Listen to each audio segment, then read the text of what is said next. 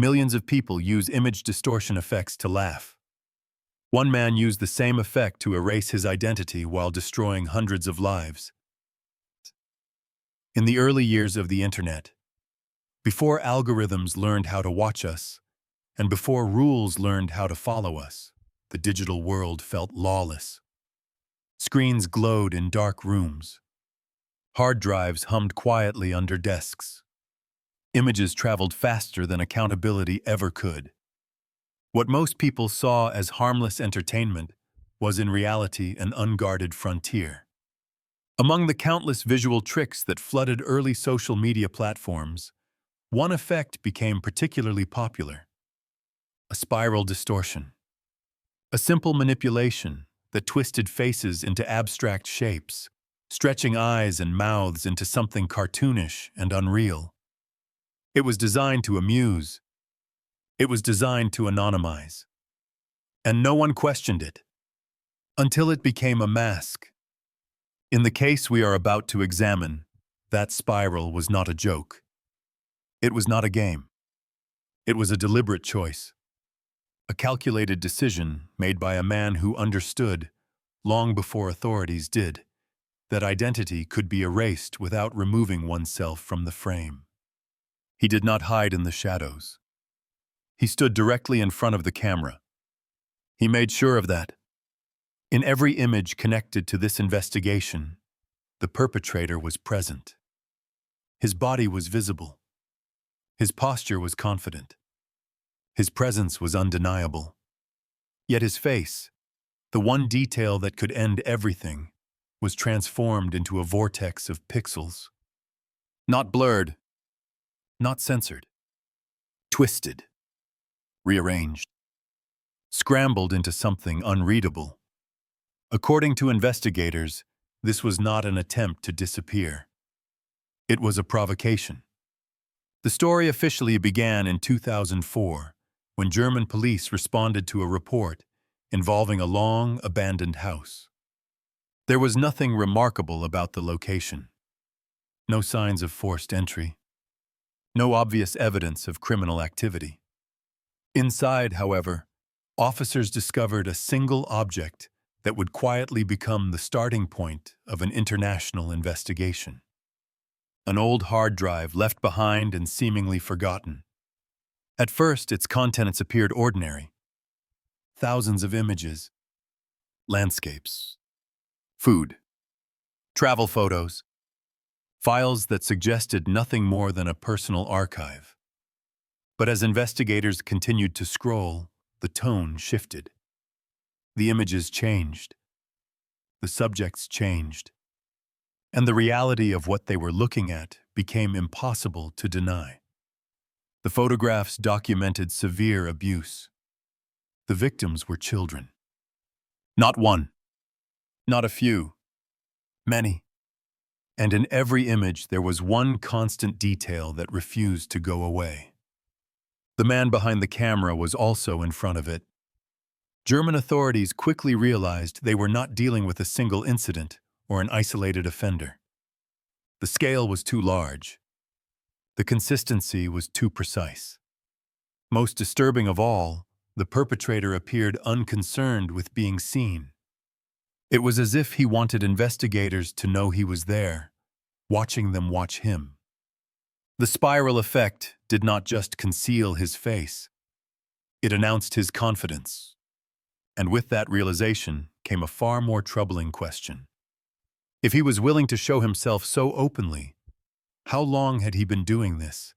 And how many people had already been hurt before anyone even noticed? The face was there in every image. And yet, no one knew who he was. The moment German investigators confirmed what was stored inside that abandoned hard drive, the case stopped being local. It stopped being manageable. What they were looking at did not resemble a single crime scene or a one-time offense. It resembled an archive. Methodical. Organized. Collected over time. The images were not random. Each folder followed a structure. Each file carried traces of planning. According to official reports, The progression of content suggested escalation. Early photographs appeared observational, distant, almost detached. Later images showed proximity. Control. Repetition. Whatever restraint once existed had eroded completely. For seasoned investigators, the most disturbing realization was not the violence itself. It was the confidence behind it. Most perpetrators of similar crimes take extreme measures to avoid documentation. They hide their bodies. They crop themselves out. They destroy evidence. This individual did the opposite. He positioned himself deliberately within the frame. He ensured his presence was undeniable. His posture never suggested panic or haste. There was no attempt to obscure the scene beyond a single calculated detail. The spiral. Every photograph involving direct abuse carried the same visual signature. The same distortion. The same deliberate rearrangement of facial features into a vortex that rendered traditional identification impossible. According to forensics analysts, this was not a default filter. It was consistently applied. Manually. Precisely. As if the face itself was not something to be removed, but something to be transformed. We need to pause here and understand what this meant for the investigation. At the time, image reconstruction technology relied heavily on pixel interpolation and pattern restoration. Blurring could sometimes be reversed. Cropping could be analyzed. Compression artifacts could be traced. The spiral distortion, however, presented a different problem entirely. The original data was still there, but its order had been altered beyond recognition. Each pixel existed.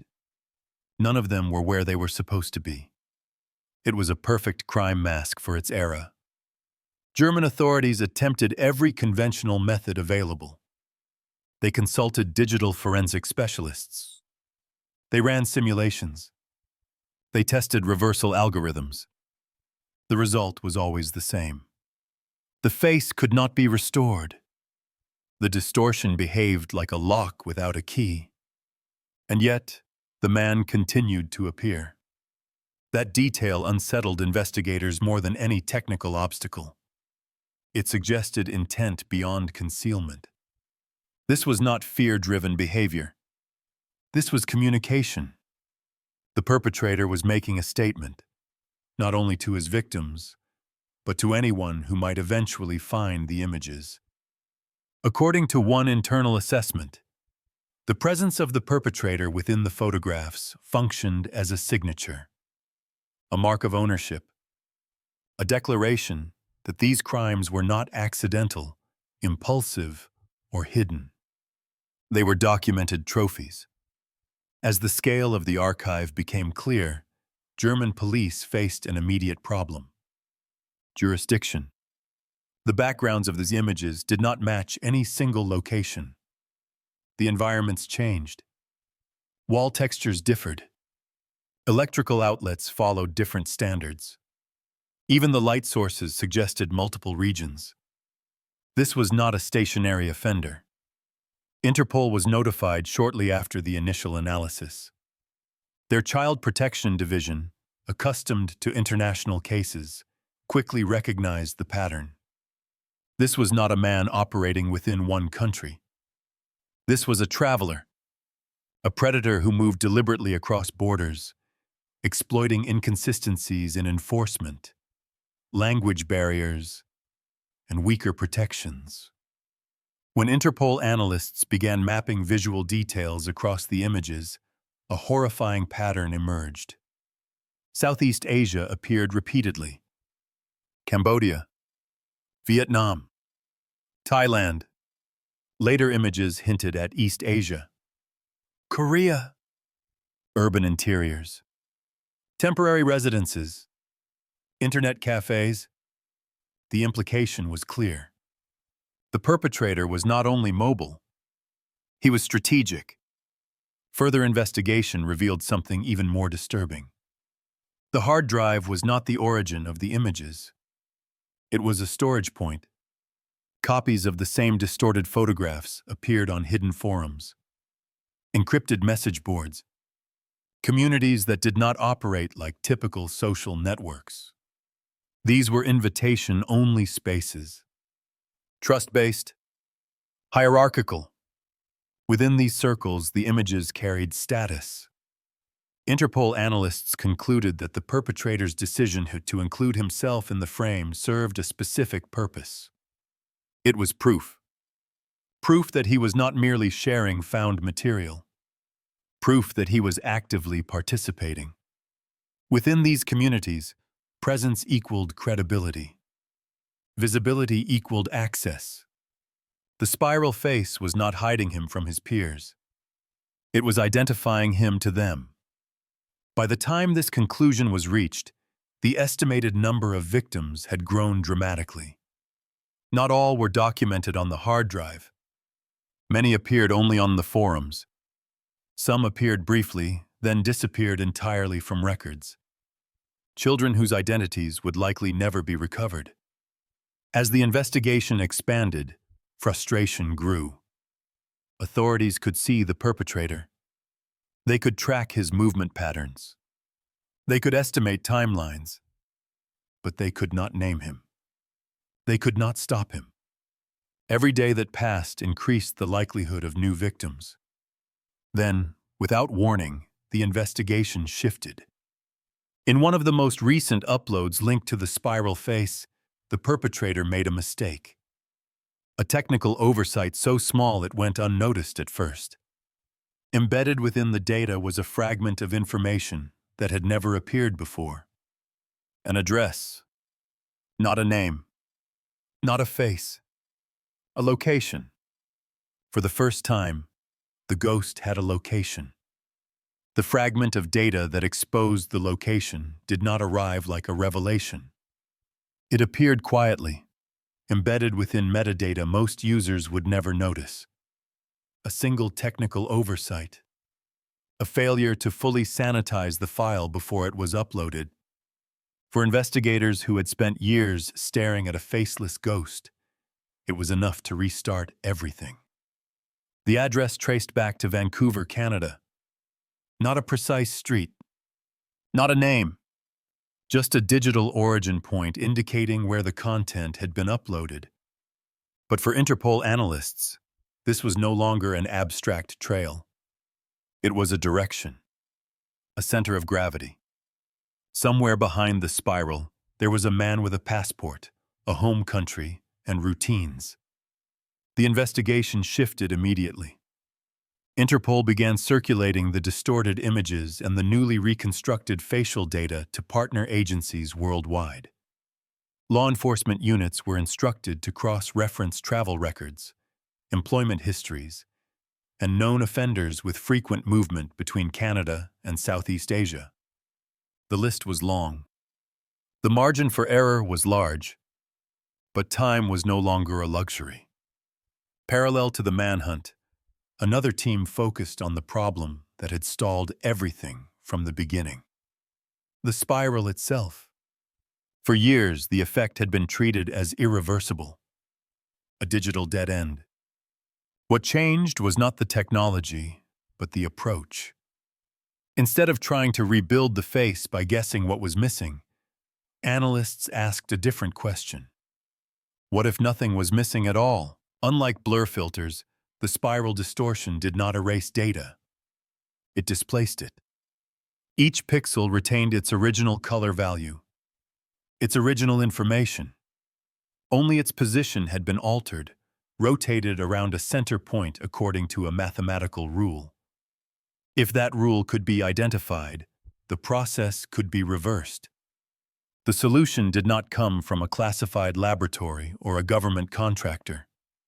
It came from a basic image editing program. One investigator noticed that the spiral effect matched a standard transformation available in consumer software. The same effect used by teenagers for jokes and profile pictures. The same effect replicated with a single click. That meant something unthinkable was now possible. A reverse click. When the spiral was unwound, The result was immediate, disturbing, definitive. A human face emerged from the distortion. Not a composite. Not an approximation. A real face. The same face appeared again and again as more images were processed. Different angles, different lighting, different countries, but always the same man. According to internal reports, the room went silent when the first restored image appeared on screen. There was no celebration, no relief. Only the heavy realization that the monster investigators had been chasing was not supernatural. He was ordinary, recognizable, forgettable. With a face now visible, the final phase began. Interpol made a controversial decision. Instead of keeping the image confined to law enforcement channels, they authorized its release to major international media outlets. The rationale was simple. The man had crossed too many borders. Victims were scattered too widely. Traditional identification methods had failed. Public exposure was the only remaining option. Within hours, the image was broadcast across news programs and shared across online platforms. The response was immediate. Tips flooded in. Social media users began their own comparisons. Amateur sleuths matched the face to old profiles. Archived photographs. Forgotten accounts. The name surfaced quickly. Christopher Paul, 32 years old. Canadian citizen. Born and raised in Vancouver. His travel history aligned perfectly with the investigation timeline. Cambodia, Thailand, Vietnam, Korea. Each trip coincided with the appearance of new images.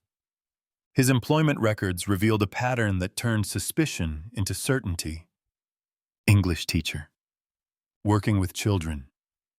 Trusted by families. Moving frequently. Even his own writing betrayed him. Years earlier, on a now-defunct social media page, he had posted a line that resurfaced during the investigation. Loving Asia. Will I ever come back? According to family statements, the resemblance was undeniable. Law enforcement databases confirmed the match. For the first time since the investigation began, the spiral face had a name. But Christopher Paul was no longer in Canada. Travel records showed he had left the country shortly after the media exposure. His destination was Thailand, a familiar place, a place he had used before. Within days, local authorities located him in an abandoned residence on the outskirts of a rural area. The arrest was quiet. There was no resistance. In custody, the scale of the case became even harder to process. Despite evidence linking him to hundreds of images, only a handful of cases met the strict legal standards required for prosecution. Jurisdictional limitations. Lack of victim testimony. Crimes committed across borders with inconsistent documentation. In Thailand, he was convicted of abusing 3 boys. The sentence was 5 years. For investigators who had spent years chasing him, the outcome felt hollow. When Christopher Paul eventually returned to Canada, expectations were high. Justice at last seemed possible. But Canadian authorities faced a legal reality that could not be ignored. Most of the crimes had occurred elsewhere. Most victims were unidentified. Most evidence could not be formally admitted. He was released. His freedom came with conditions. No internet access. No proximity to children. Registration as a sex offender. On paper, it looked strict. In reality, it was fragile. 1 year later, new images appeared online. They were fewer, more hidden, but unmistakable. 2 of them carried the spiral once again. Alongside them was a message sent to a private forum. A simple sentence. 4 words. The world lives still. Investigators realized then that the story was not ending. It was repeating. The spiral had not been a phase. It had been a method. And methods adapt. The world expected justice. What it received was something else. When Christopher Paul returned to Canada, there were no cameras waiting for him at the airport. No public reckoning. No visible outrage strong enough to change the outcome. His name existed on paper now, listed in registries and court documents. But the scale of what he had done remained fractured across borders, buried in jurisdictions that could not speak to one another. Justice, in this case, did not collapse dramatically. It eroded quietly. In court, the narrative narrowed. Hundreds of images became a handful of charges. Years of documented movement across continents were reduced to isolated incidents. Children without names could not testify. Countries without extradition agreements could not demand accountability. Evidence collected too late could not travel backward in time. The law did what it was designed to do. Nothing more. Christopher Paul was ordered to comply with restrictions. He was prohibited from accessing the internet. He was forbidden from working with children. He was required to register as a sex offender. On paper, these conditions appeared sufficient. They suggested control. They suggested closure. But control relies on enforcement. And enforcement relies on belief. What the investigation had revealed was not only the failure to stop one man, but the vulnerability of a system built for borders in a world that no longer respected them. A system where crimes committed digitally could outrun the mechanisms meant to contain them. Where evidence could exist everywhere and nowhere at the same time. For the victims, there was no final chapter. No verdict that restored what was taken. Most would never know the name of the man who stood behind the camera. Most would never see him held accountable. Their suffering existed as data points, buried inside reports, referenced by case numbers rather than voices. We need to confront an uncomfortable truth here.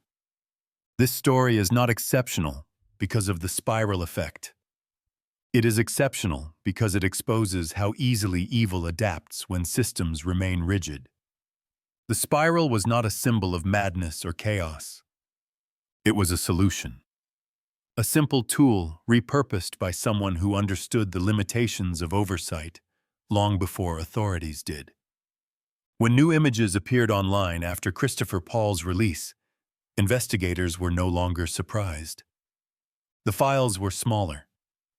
The forums were quieter. The spiral was less obvious. But the intent was unmistakable. The message was not sent to law enforcement. It was sent to the world. Before we leave this case, there is one thing worth remembering. Stories like this do not end when the video ends. They continue quietly, often unnoticed, until someone chooses to look closer. If you want to follow more investigations where technology, crime, and human failure collide, stay with this channel. These are not stories meant to comfort. They are meant to be remembered. The phrase was brief, almost casual. A reminder rather than a threat. The world lives still. It was not a declaration of victory. It was a statement of continuity. And that is perhaps the most unsettling conclusion of this case.